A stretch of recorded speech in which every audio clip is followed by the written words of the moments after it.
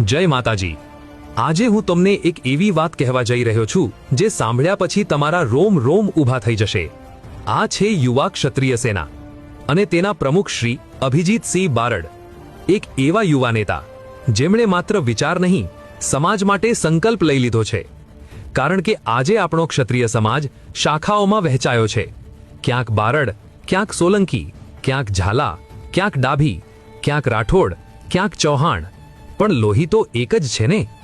અને એ જ માટે બની રહ્યું છે ભવાની ધામ, જે આખા ગુજરાતના ક્ષત્રિય સમાજને એક ધજામાં, એક વિચારમાં, એક ભવિષ્યમાં જોડશે।